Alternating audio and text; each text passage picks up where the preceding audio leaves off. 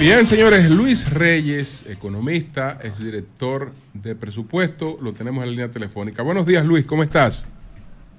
Buenos días, Julio. Un placer saludarte y saludar a los demás presentes y al público que lo sigue. Bueno, Luis, se aprobó, el Congreso aprobó una ley de responsabilidad fiscal sometida por el gobierno. Me pregunto cuál sería la suerte de una ley de responsabilidad fiscal en un país con una presión fiscal de un 14% y gastos sobre el 20% y más otras responsabilidades.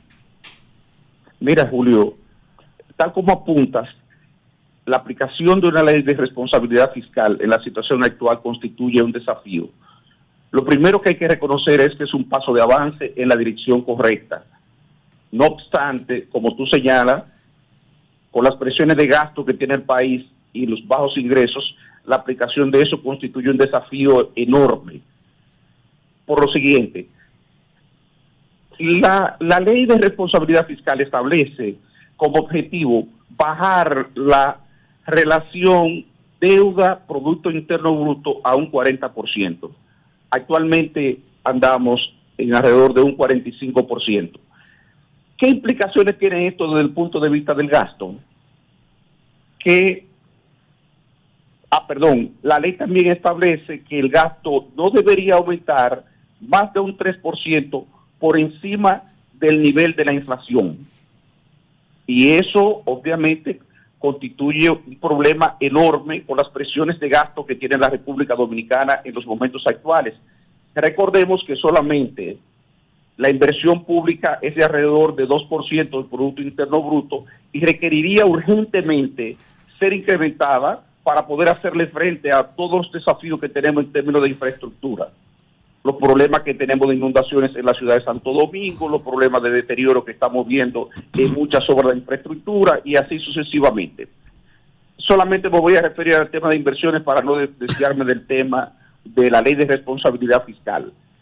Entonces, si tenemos restricciones como esa y tenemos una presión tributaria tan baja, lo único que uno puede pensar es que la reforma fiscal es inminente porque no tiene sentido, sería muy difícil de cumplir una ley de responsabilidad fiscal en las situaciones actuales. De hecho, la propia ley establece que el ministro de Hacienda puede modificar los techos de gasto cuando los ingresos crecen estructuralmente, es decir, hay una garantía que van a crecer en el tiempo, es decir, en el caso de que haya una reforma tributaria o una reforma fiscal. Entonces, yo creo que la señal que tú estás mandando es una señal correcta, en la dirección correcta, pero también apunta a que claramente el gobierno en las próximas semanas, en los próximos días, estará enviando una reforma fiscal al gobierno para hacer sostenible, hacer viable, la aplicación de la ley de responsabilidad fiscal. Luis, un dato que sería interesante para corregir, si fue de mi parte, digamos, el error, porque yo hablaba de un 58%, porque era el dato al 2023, pero estamos hablando del sector público consolidado. Consolidado. Eso incluye la deuda del Banco Central. Incluyendo, exactamente, por eso, porque es tú, correcto, como tú hablaste de un 45, yo hablé Central. de un 58 en mi comentario, quería que se precisara. Eso es consolidado. Ahí está lo del Banco Central. Incluye lo del Banco Central, que de hecho, sí, en la reforma fiscal también debería de considerar la deuda del Banco Central. Porque una de las preocupaciones del fondo es esa, precisamente. El fondo expresó preocupación. Bueno, no solamente del fondo. La preocupación debería ser de nosotros, querido amigo. No debería llamarse deuda del Banco Central, debería llamarse deuda de Baninter. Bueno, pero del Banco Central. No, debería de llamarse deuda pública, José. Deuda del hoyo de Baninter. Pero deuda pública. Pero esa deuda del hoyo de Baninter ya es una deuda que pública, sí. Pública. Ese es el mayor acto de corrupción de la historia de América Latina. Eso hay que recordarlo siempre. Luis, en una oportunidad, Andy propuso que esa deuda sea asumida por Hacienda, que se saque del Banco Central esa deuda. ¿Qué tú piensas de eso? Mira, eso debió de haberse dicho hace años. De hecho, yo, como ustedes saben, trabajé en el Banco Central durante mucho tiempo y viví la experiencia del hoyo de Baninter y conozco bien todo el tema del crecimiento de la deuda del Banco Central. ¿Tú estabas ahí? Yo era el director de programación monetaria del Banco Central en ese momento. O sea, que tú conoces bien eso. Sí. Pero claro, entonces, la deuda del Banco Central debió de convertirse en deuda pública, porque con eso nosotros no engañamos a nadie. Cuando uno sale a encontrarse con los inversionistas dominicanos, particularmente los inversionistas especializados en tema de deuda soberana, lo primero que preguntan, hay dos temas obligados que los ministros de Hacienda no se cansan de responder: el problema de la deuda del Banco Central y el problema del sector eléctrico. Porque fuera no se hace esa distinción. Esa distinción la hacemos nosotros aquí, deuda de Banco Central y deuda de gobierno. Para ellos, la deuda pública es deuda pública. Exacto. O sea, solamente ven prácticamente el consolidado. Y obviamente se van a preocupar por cuáles son las soluciones que se plantean. Y eso que planteó Andy Daguarre es algo que hace tiempo que debimos de asumir. Lo que pasa es que, por alguna razón, los políticos piensan que ellos engañan a alguien, confunden a alguien con el tema de mantener la deuda separada, la deuda del Banco Central de la deuda del gobierno central. Pero en realidad, para nosotros no hacemos distinción. Normalmente uno lo que hace es que chequea cómo evoluciona la deuda del Banco Central, al igual que uno ve cómo evoluciona la deuda del gobierno central. De manera que uno ve la visión, uno lo ve de manera consolidada. Don Luis, el presidente ha definido una estrategia que le ha llamado, ¿verdad?, hacia 2036, en la que plantea duplicar el Producto Interno Bruto de República Dominicana. Para eso, evidentemente que habría que crecer prácticamente un 6% cada año. Y para lograr eso hay que aumentar las inversiones. ¿No entraría eso entonces en contradicción con lo que procura esta ley de responsabilidad fiscal? No. No. Por lo siguiente, por el contrario, Manuel. Okay. Mira, esta ley de responsabilidad fiscal busca darle sostenibilidad a la deuda pública y es una señal correcta para los inversionistas extranjeros que están pensando en invertir en República Dominicana. O sea, nosotros con eso lo que hacemos es que disminuimos el riesgo país con la aprobación de la ley de responsabilidad fiscal, y al disminuir el riesgo país, eso abarata primero el endeudamiento del gobierno en el exterior y fortalece, la posibilidad de que los inversionistas extranjeros vengan al país, elijan al país como destino de sus inversiones. Entonces, de ese punto de vista, en realidad no es contradictorio. Con lo que puede ser contradictorio es con los objetivos del gobierno, eso sí, que tú señalas, los objetivos 2036, metas de 2036, establecidas en el decreto aprobado hace unas cuantas semanas atrás, porque ciertamente para tú crecer, tú necesitas aumentar las inversiones. Es muy difícil que tú puedas cumplir esa meta si tú no mejoras de manera significativa la productividad, y para tú mejorar la productividad necesitas mejorar la infraestructura de puertos, aeropuertos, carreteras, medios de transporte, electricidad, sobre todo los costos de electricidad, la capacitación de personal, mejorar, por ejemplo, la salud, el tratamiento de las aguas residuales y muchas cosas más que tú tendrías que hacer para asegurar ese crecimiento sostenido durante un periodo de tiempo razonablemente largo. Y eso requiere unos recursos que obviamente el país no dispone. Lo que estamos hablando es la financiación del desarrollo del país en los próximos 10, 12 años, prácticamente por medios propios, porque un país ya con el nivel de ingreso que tiene la República Dominicana, estoy hablando en términos de ingresos per cápita, lo que se espera es que sea capaz de financiar él mismo su desarrollo. y eso obviamente no se puede alcanzar con un nivel de presión tributaria como la que tenemos. Vuelvo a lo que le decía a Julio al inicio de mi intervención. Lo que uno esperaría no es que eso que luce contradictorio ahora solamente se solucionaría con una reforma fiscal, con una reforma tributaria que aumente los ingresos, Manuel, y entonces el gobierno pueda aumentar el gasto y hacer las inversiones requeridas para poder cumplir con esas metas. Es de la única manera que hace sentido, porque de lo contrario, como tú señalas, sería contradictorio. Claro. Luis, nosotros tenemos dos mecanismos para controlar el circulante. Uno, los dos que ha empleado el Banco Central, uno es por la vía de los intereses financieros y otra es por la vía del equilibrio en la tasa del dólar. Sin embargo, el Fondo Monetario Internacional insiste en que tiene que flexibilizarse lo de la tasa del dólar, es decir, que las variaciones tienen que ser más frecuentes con relación a la tasa del dólar. ¿Qué tú piensas de eso?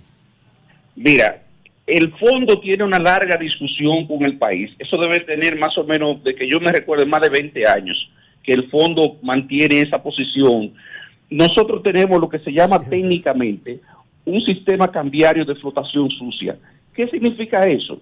Que el Banco Central establece implícitamente una banda, un rango en el cual puede moverse la tasa de cambio, y cuando se sale de ese rango, la tasa de cambio, pues el Banco Central interviene con sus reservas internacionales en el mercado.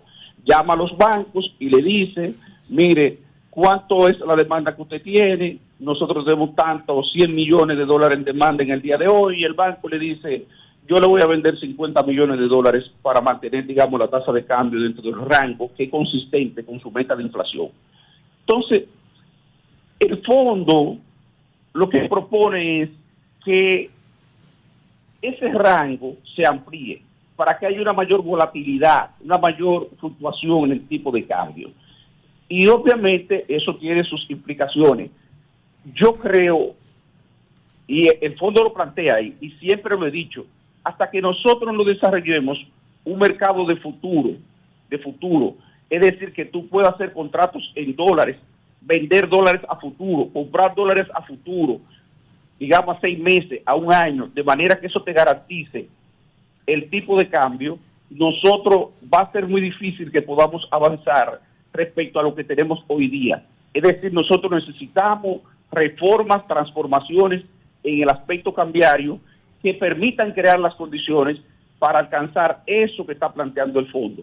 No es imposible, pero hay mucho trabajo por hacer. Luis, la otra de las preocupaciones del fondo es la deuda y el nivel en que está, el reto que eso implica, y vemos que sigue el Festival de Préstamos. ¿Tú crees que eso pueda ser valorado y actuado correctamente en los próximos años? Mira, si hay una cosa que hay que criticarle al gobierno actual, es el problema de el endeudamiento externo. Uno a veces se sorprende con la ligereza con que se aprueban los préstamos en el Congreso, y sobre todo porque está endeudándose, recuérdate que es para cubrir gasto corriente. O sea, nosotros estamos quemando millones y millones de dólares para cubrir gasto corriente, y eso realmente es una barbaridad. De hecho, la ley de presupuesto prohíbe el endeudamiento para cubrir gasto corriente. Obviamente es una ley que no establece consecuencias. Si hubiese establecido consecuencias, eso no estuviera ocurriendo. O sea, no establece consecuencias en términos legales, más que posiblemente la destitución de algún funcionario. Pero el tema es que eso, no solamente el fondo, cualquier economista mínimamente serio, formado, tiene que sentir preocupación por lo que ocurre. Un festival prácticamente de endeudamiento al término del cierre de este cuatrenio de gobierno para financiar lo que todos sabemos, una parte de ello, el déficit del sector eléctrico y otros gastos corrientes. Ni siquiera para financiar la inversión, porque nosotros, por ejemplo, del 2008 al 2020, nos cuidamos y solamente contratábamos deuda para financiar proyectos de inversión. Nunca fuimos capaces de endeudar el gobierno para financiar gasto corriente. Y claro que el fondo, lo que pasa es que el fondo tiene la limitación que yo no tengo. Yo puedo decir eso, pero el fondo no se va a atrever a decirle al gobierno. Lo que están haciendo es una locura en términos de endeudarse para financiar gasto corriente. No lo va a decir públicamente, pero puede tener la seguridad que pues, a las autoridades se lo dijo a puerta cerrada. Luis, el fondo ha dicho, lo que todo el mundo sabe, ha hecho un llamado a una reforma fiscal integral. Eso evidentemente que implica un diálogo, una concertación, ceder cosas, ganar otras, pero diferentes sectores ya se han pronunciado, ¿verdad?, como grupos. Aquí ya esto no resiste más, aquí ya no resiste más. ¿Usted cree, Luis, que eso obliga entonces al gobierno a cuando envíe el proyecto de presupuesto mandar allí un paquetazo conjuntamente con eso? Pero claro, incluso lo que yo entiendo, esto es que el gobierno ante la situación que hay, mira, todos los que estamos mínimamente familiarizados con este tema, sabemos que hay sectores empresariales importantes, hay sectores de poder importantes que se oponen a la reforma. Entonces, eso puede tener razón, no es que no haya una cuota de razón en este aspecto. Lo que quiero destacar es que desde el punto de vista de la gobernabilidad, el gobierno aparentemente va a tener que jugársela solo, la responsabilidad de enviar al Congreso un proyecto de reforma y tener que lidiar con la confrontación que va a generar esa situación, no solamente en el ámbito del Congreso, sino en términos mediáticos y en toda la sociedad. Entonces, ¿qué ocurre, Manuel, cuando tenemos una situación como donde el gobierno primero se ata a través de la ley de responsabilidad fiscal? Y entonces tenemos una situación donde tenemos un gasto fijo muy fuerte, o sea, tenemos más o menos del total de los ingresos como 85-90% que ya está comprometido porque constituye un gasto inflexible a la baja, que puede ser como nómina, pago de, el 4% de educación preuniversitaria, 4% del Producto Interno Bruto, el pago de los intereses de la deuda, y prácticamente ahí usted tiene comprometido el 60%, digamos, del total de gasto. Los otros son gastos operacionales de las instituciones. Este gasto, ¿cómo usted puede disminuirlo? Eso se le decía a las actuales administraciones, a la actual administración, lo decíamos nosotros ya en el año 2018, 2019. Hemos llegado a un nivel de rigidez del gasto terrible. En ese escenario es que se aprueba la ley de responsabilidad fiscal. Entonces, si tenemos una situación de oposición de esos sectores, lo que uno piensa es que el gobierno va a tener que quemar capital político para poder sacar la reforma fiscal que necesita en el contexto que se ha dado, que él mismo se ha dado. Porque el tema es que uno esperaría aprobar, que se hubiera aprobado primero la reforma fiscal, o de manera conjunta por lo menos. Pero al aprobarlo ya, no le queda otro camino que impulsar una reforma fiscal, no importa el costo político que tenga que pagar. Bueno, pues muchas gracias, Luis. Luis Reyes, economista, es director de presupuesto. Gracias, Luis. Muchas gracias. A la orden siempre. Un abrazo. Bye, bye. El sol de la mañana.